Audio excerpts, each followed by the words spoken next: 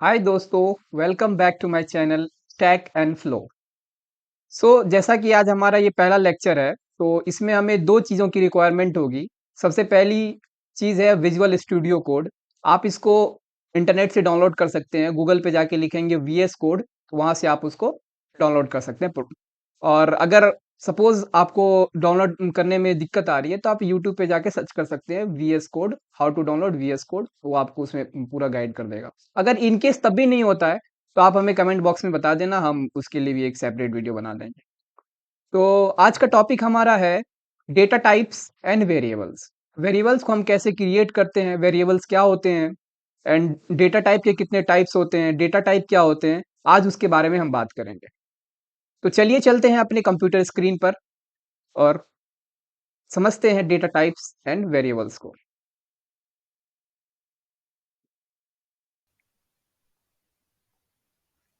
Basically आज हम लोग पढ़ने वाले हैं वेरिएबल्स क्या होते हैं। तो वेरिएबल में जो है हम लोग कोई भी डेटा हमें स्टोर स्टोर करना है, तो हम उसमें वेरिएबल का यूज़ करते हैं। तो सबसे पहले मैं आपको ये बता दूं कि हम जो है पहले एक स्क्रिप्ट फाइल बनाएंगे, स्क्रिप्ट डॉट जी एस करके। उसके बाद एक index dot H T M L करके हमने फाइल बनाया है।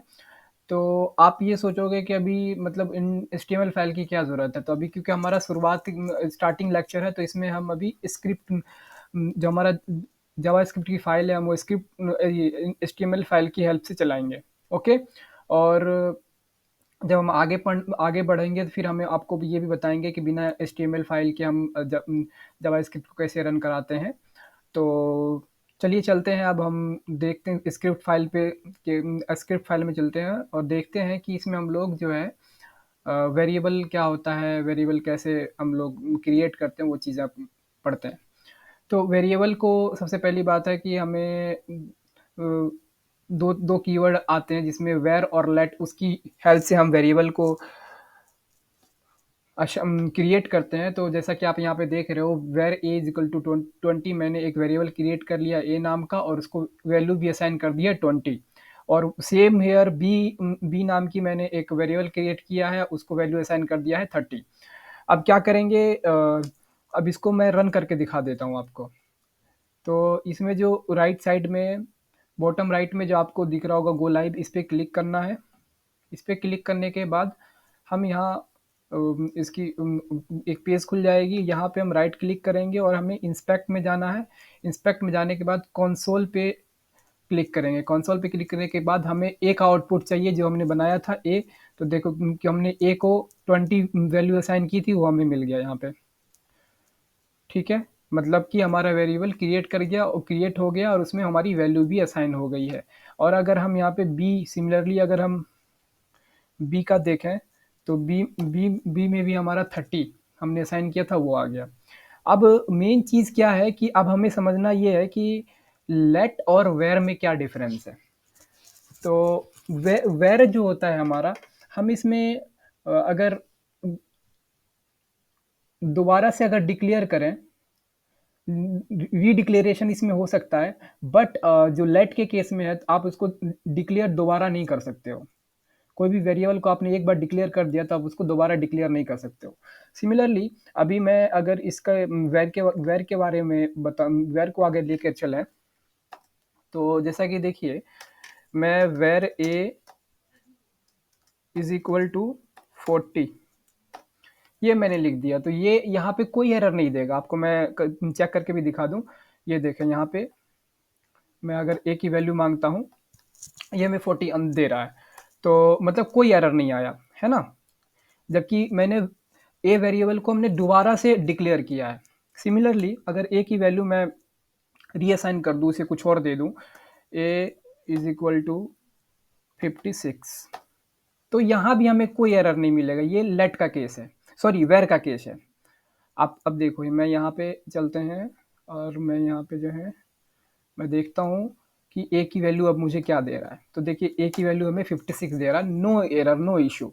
सिमिलरली अगर मैं अभी लेट की मैं बात करूं,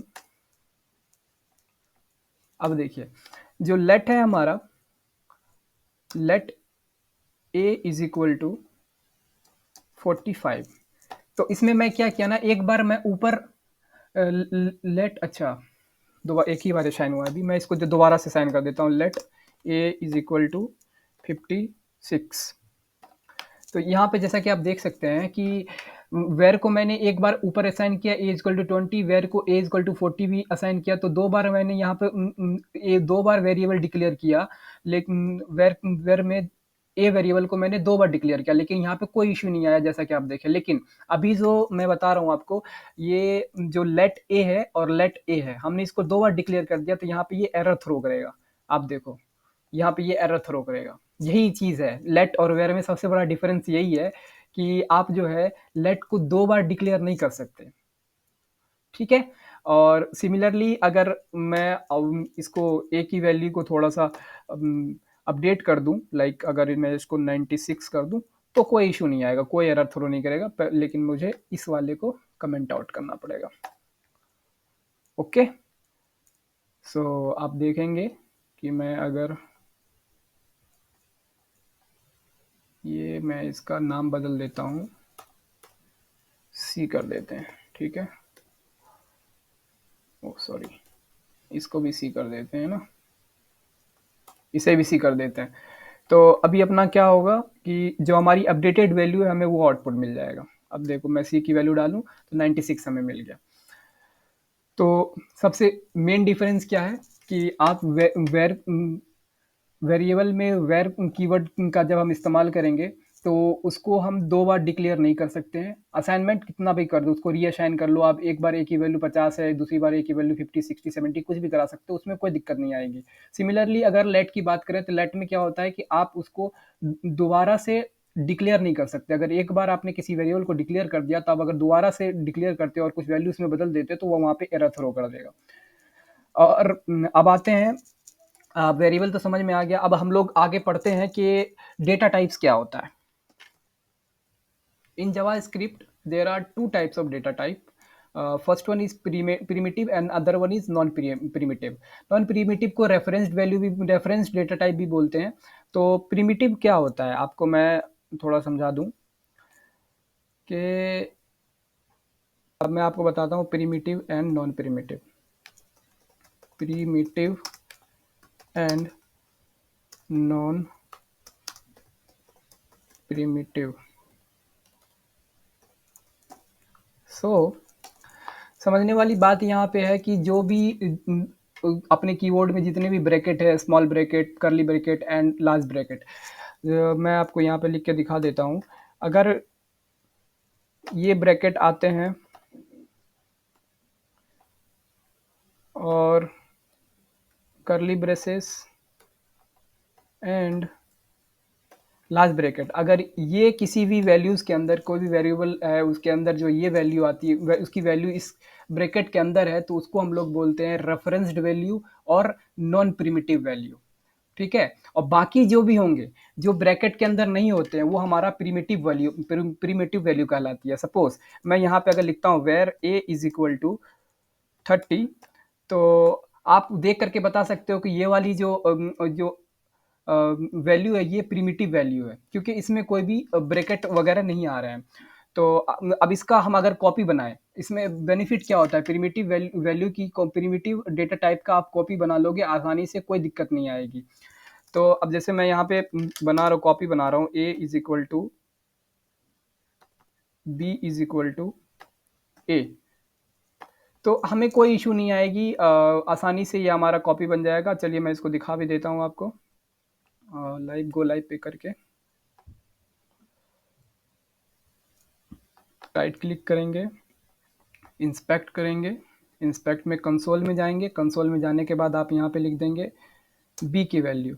तो जो हमारे ए की वैल्यू थी वो copy as it is copy हमारे बी में हो गई है, ठीक है। अब हम बात करते हैं रेफरेंस वैल्यू और नॉन प्रिमिटिव वैल्यू की। उसमें क्या होता है कि सपोज आप, मैंने एक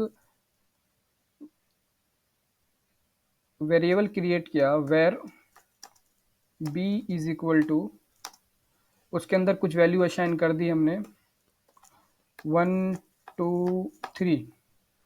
अब इसमें जो है हमें v की वैल्यू जो है d में कॉपी करना है, var b is equal to D D. अब ये क्या दिक्कत करेगा आपको ये समझना है बेसिकली। तो जैसे आप इसमें क्योंकि करली ब्रेस के साथ ये लार्ज ब्रैकेट आ गया आपको, तो आपको यहाँ समझ में आ गया कि ये वाला जो वैल्यूज है ये नॉन प्रीएम्प्टिव वैल्यूज है या रेफरेंस वैल्यूज कह सकते हैं इसको। अगर अभी मैं इसको रन करके दिखाऊं आपको, तो यहाँ पे क्या हुआ, अगर मैं यहाँ पे लिखूं, किसको रेफरेंस कर रहे हैं हम लोग, डी। अच्छा, उल्टा लिख दिया, यहाँ पे D is equal to B आना चाहिए, D is equal to B. ठीक है, तो अब यहाँ पे देखो, ये अगर मैं यहाँ पे डी की वैल्यू मांगू तो हमें क्या मिल गया, 1 2 एंड 3। समझना, चीज़ों को समझना, बहुत मज़ा आएगा अभी देखो।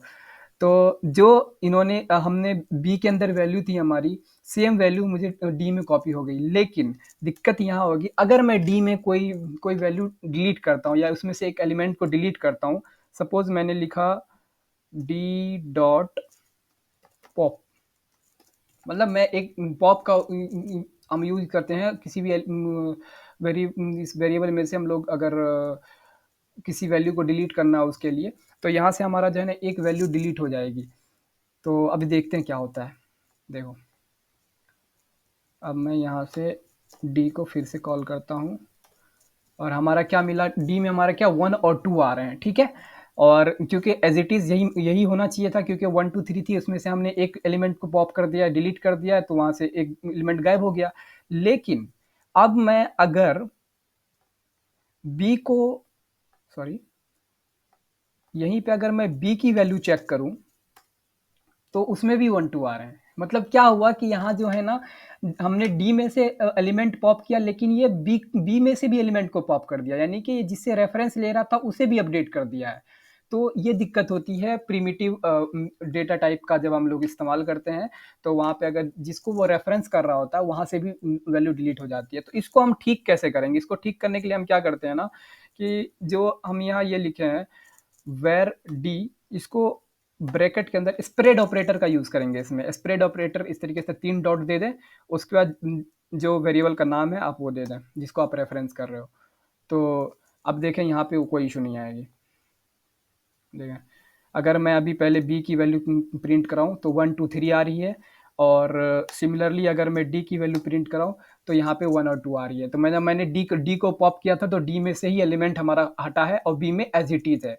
तो इसमें जो यूज़ हुआ है यहाँ पे हमारा स्प्रेड ऑपरेटर का यूज़ हुआ है। स्प्रेड बिट ऑपरेटर को कैसे यूज़ करते हैं, 3 डॉट लगा करके, और उसके बाद जो आप जिसकी वैल्यू आप रेफरेंस ले रहे हो उसको आप लिख दो। तो इसमें मैं लिख देता हूँ स्प्रेड ऑपरेटर। बाकी इसके इसके बारे में आगे भी हम लोग पढ़ेंगे, तब उसको और अच्छे से समझेंगे कि स्प्रेड ऑपरेटर का कहाँ पे काम होता है, ये कैसे यूज़ होते हैं बेसिकली। अब नई चीज़ हम लोग पढ़ने वाले हैं, ऑपरेटर्स क्या होते हैं, ऑपरेटर्स इन जावा स्क्रिप्ट।